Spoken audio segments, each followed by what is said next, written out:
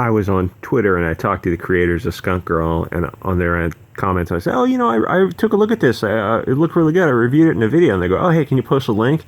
And I look back at my videos and I realized there's no way I can find it. And my titles are a mess, and finding old videos with Skunk Girl in it, there's like hundreds of videos. You make a video or two a day, it's quickly realize the importance of playlists, good titles, accurate titles, that kind of thing. So I'm going to definitely improve it.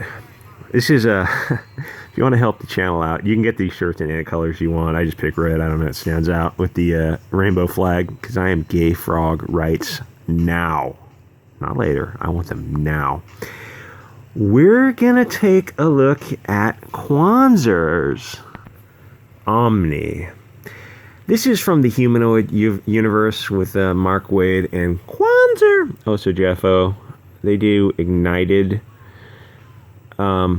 ignition, is that what it's called? Which is selling so well. Your boy did a video on the Comic-Con sales figures, and they're doing about as well as you expected. Okay, this is Kwanzer's racist black power fantasy. It's basically what dumb people think smart people sound like. Like, the one sciencey thing that people remember from high school physics is the energy mass equation. So you're guaranteed to always see E equals mc squared. And if I remember correctly, the full equation is longer than that. And this girl is supposed to be this big-brained genius because, she's a black girl in a comic book. That means she's a genius, of course. That's de facto. So why didn't she use the full equation? Your guess is as good as mine. But I want you to keep the C in mind. That's the constant for light speed in a vacuum. Because in the next bubble, she's thinking about the velocity of light in a vacuum. C is the velocity of light in a vacuum, but she even screws up this definition. She calls it the speed of light in space. Similar things, but not precisely and accurately the same thing. Her definition makes a few errors. While it is a true statement that the speed of light in a vacuum is exactly c, or approximately 300,000 kilometers per second, it's not accurate to say that the speed of light in space is 300,000 kilometers per second. No mathematician or physicist would make this error. The velocity of light in a vacuum is approximately 299,793 kilometers per second. Now, of course, we all approximate the speed of light as 300,000, but we would always prefix it by saying about, roughly, or approximately. My point is, if they want to show how smart she is, they would say the correct phrase.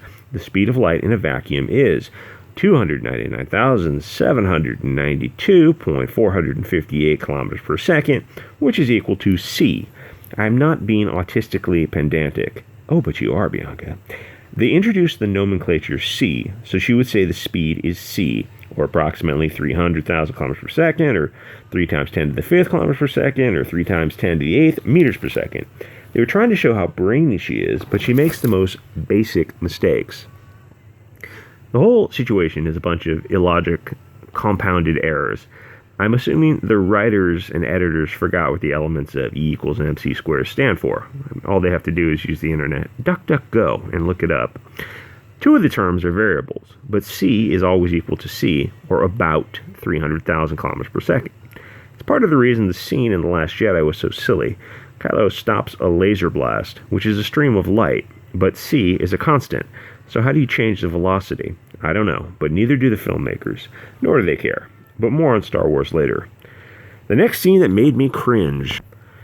This girl is supposed to be a super big brain, but somehow she forgot criminal procedure in the latest Supreme Court decisions. Pretty much everyone is familiar with the concepts of probable cause and RAS, reasonable articulable suspicion, or Terry versus Ohio for the Terry stops, or the 4th and 5th Amendments. The girl, the big brain girl, is acting as his agent, as his zealous advocate, i.e. his legal representative, yet she isn't an attorney or even someone educated in constitutional law. If she is holding herself out as a legal expert, then either she's a licensed attorney who is committing malpractice by not knowing criminal procedure, and she's not meeting the minimum levels of competence for effective representation, or she isn't licensed and is impersonating an attorney. Either way, she's causing harm to her client by not knowing the law. Everything about this interaction is off. First of all, you advise your client to be silent. Then you ask if he is being detained. The police said, "No, you are not being arrested." If you're not being arrested, you remain seated, keep drinking your coffee, and you say no comment. If you don't have an attorney, you would say no comment without an attorney present. If you do have an attorney, you would let your attorney speak for you.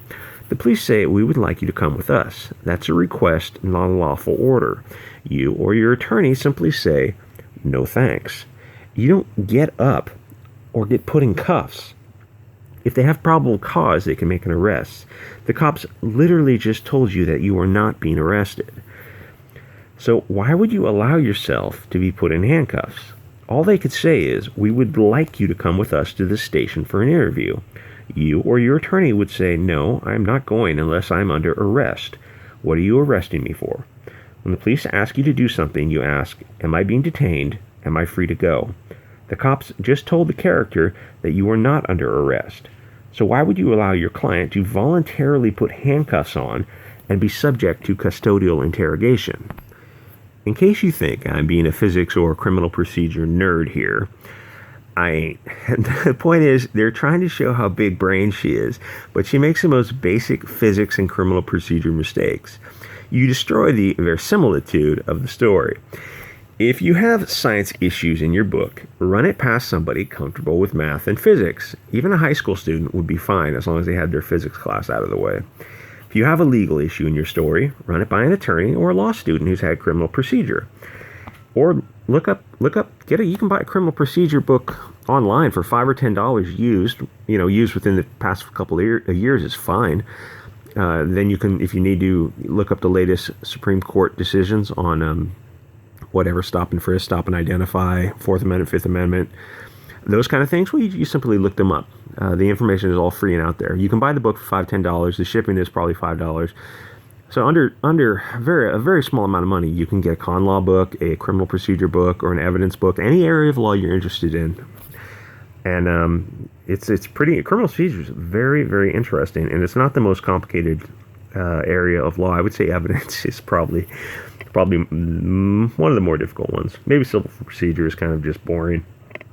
So you'd run it by a law student. If you have guns and ballistics in your book, you'd run it by a gun guy. My point is, talk to somebody who has more experience in areas that you're unfamiliar with. This book makes the most basic and shocking mistakes. The character is supposed to be smart. You can't have her make these simple errors. The next scene that had me tear my hair out was the circular firing squad.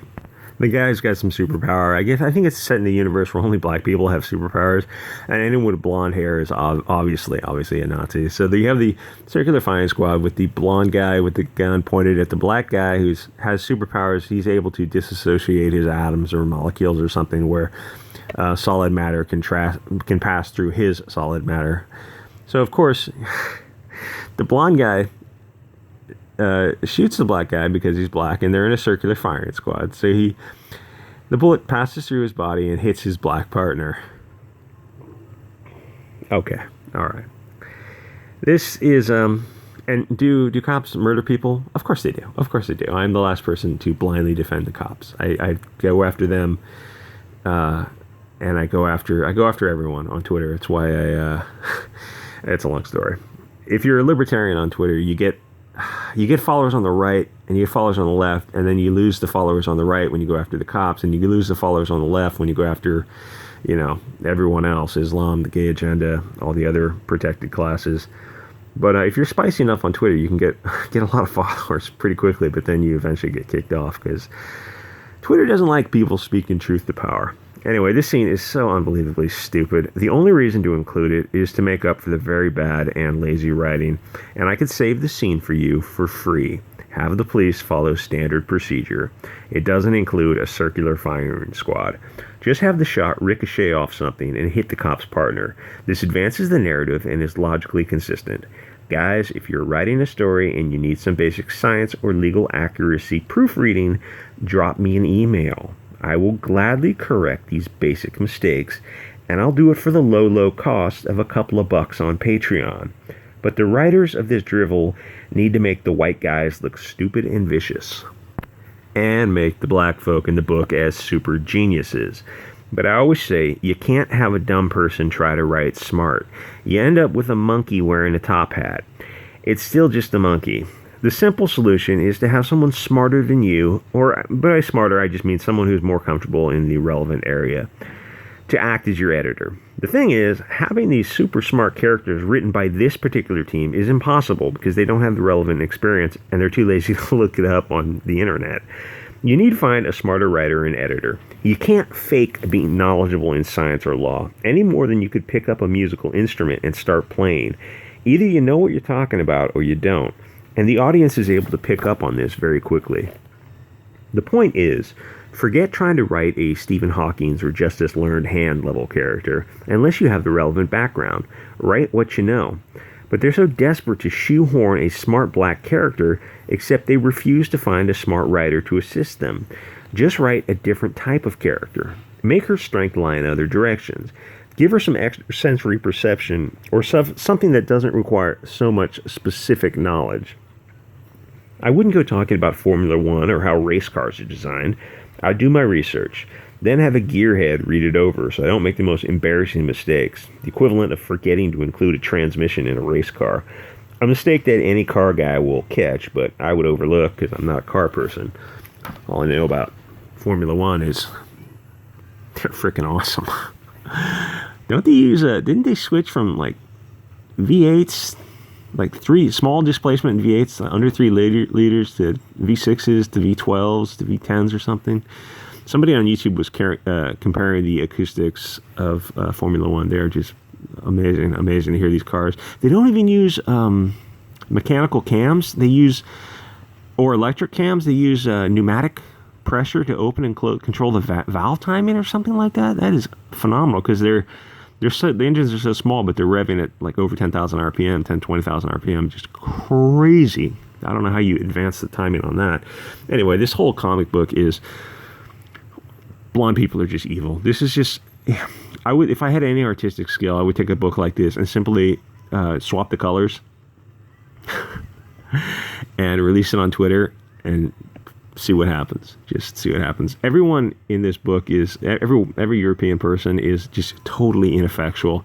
This the smart black girl who's not that smart because she's written by a dum-dum. Of course she doesn't have any tits. No one has breasts. No one ever in these comics. But her partner is this obese white woman who's crying and sobbing like a bitch the whole time. It's just, the people who write this, look, she's crying. There's like 2 scenes where she's crying like a bitch. She just, fat, blondish, red-haired woman crying. Stop it. Stop it, guys. Stop it. We see you. We know who writes this stuff. We know what you guys are doing. Anyway, check me out on Twitter. Check out the Teespring t-shirt store or Patreon or the coffee or whatever, that kind of stuff. And next up, I will take a look at Skunk Girl, available on Indiegogo.